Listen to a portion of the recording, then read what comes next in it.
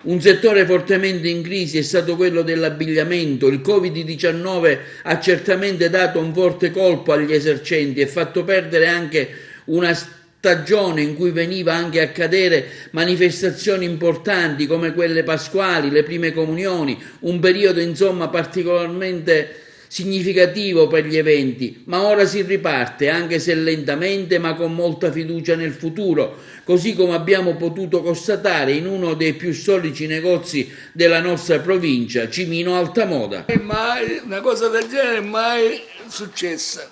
Siamo stati 2 mesi e mezzo chiusi senza lavorare. Ora aspettiamo che si rimetta in moto un po' di buon lavoro e siamo qui ad aspettare i clienti a poterli servire bene e darci la massima disponibilità.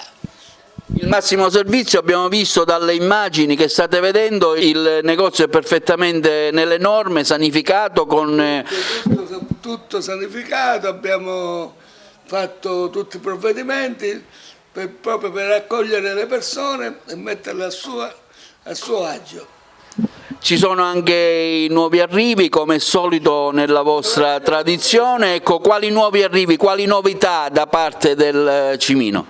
Le novità, siamo tutti con della merce di alto livello, nuovi gusti, aspettiamo i clienti facendoci anche qualche trattamentino, agevolandolo un po' anche sui prezzi.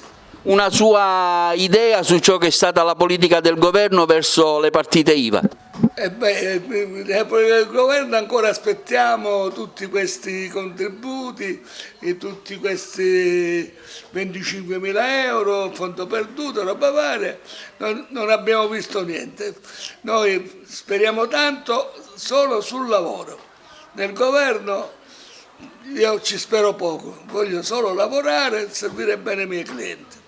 Signora, allora dopo 2 mesi si ritorna alla vita, lei oggi ha deciso di venire qui da Cimino, come mai? Io sono venuta perché avevo bisogno di vestirmi e di cambiare aria, finalmente si incomincia a rivivere, solo per questo. Un'esperienza su questo isolamento che è vissuta magari da lei?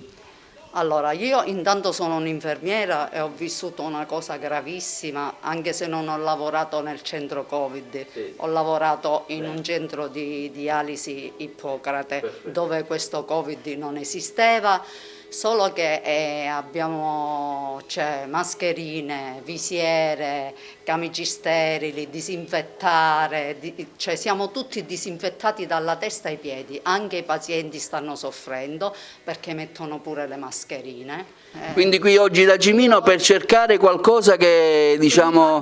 mi faccia ritornare a rivivere, perché in questo momento è stato un momento brutto e stiamo vivendo un momento molto brutto. Quindi lo consiglia agli altri anche? Perché in Sicilia rispetto al nord stiamo molto meglio.